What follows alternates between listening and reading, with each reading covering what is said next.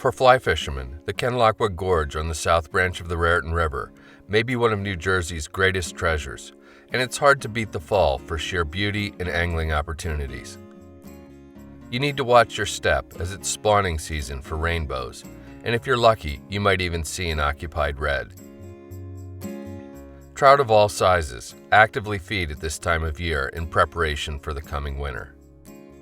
For many of us, fall's the best time to enjoy all the gorge has to offer.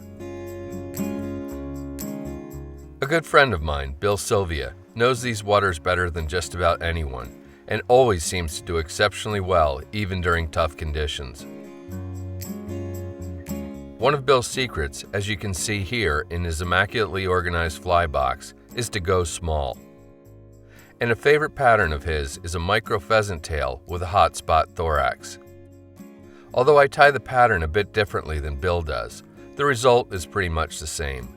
And wow, do these tasty looking little nuggets ever produce.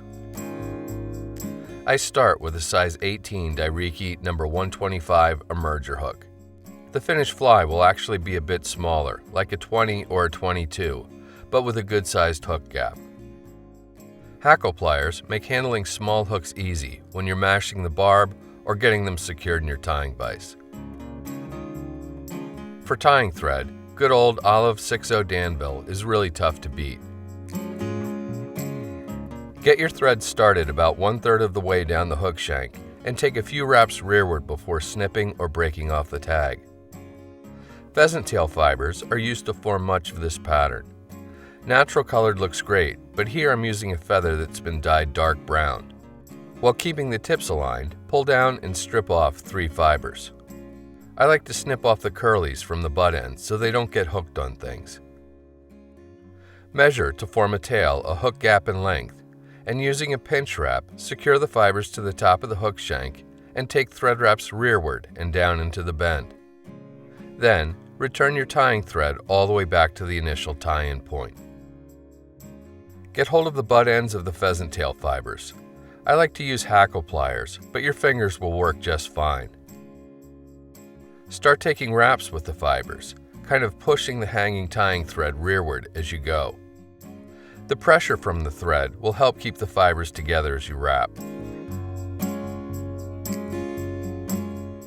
When you reach the base of the tail, begin making open spiral thread wraps forward, effectively counter-wrapping and segmenting the abdomen of the fly.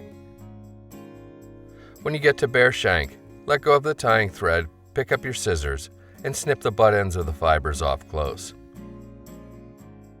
Go back to your pheasant tail feather and this time strip off about 6 fibers and snip the curlies off if you like. Place the fibers on top of the hook shank with the tips extending a good bit rearward of the tie-in point. Take nice firm thread wraps to secure them to the shank all the way up to the eye. Then reach in with your tying scissors and snip the tips off close. You can experiment with different colors, but UV pink ice dub is a good place to start for building up a hotspot thorax. The smallest of wisps is all you need. Dub a very sparse noodle on your tying thread, no more than 1 inch in length. Then take wraps to build up a plump little thorax. Pull the pheasant tail fibers back and down to form a wing case over top of the thorax. Take 2 firm thread wraps to really pin the fibers down, then get hold of your whip finish tool and do a 3 or 4 turn whip finish. Try to get your tying thread to end on top of the hook rather than alongside it. You'll see why in a minute.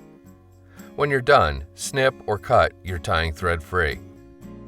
You can then use your scissors to snip off the excess pheasant tail, being careful not to cut the thread wraps in the process. Doing a reverse wing case like this helps to keep fibers from extending forward and blocking the hook eye.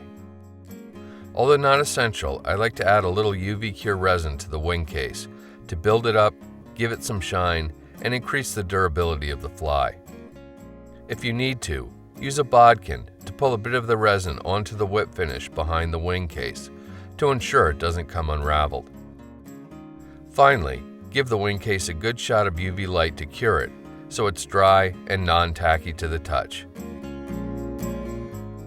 As I'm sure you already know, This cool little pattern will work outside of the Ken Lockwood Gorge as well. We can only hope Bill will open that fly box of his in the near future and give us a peek at some of the other secret weapons inside.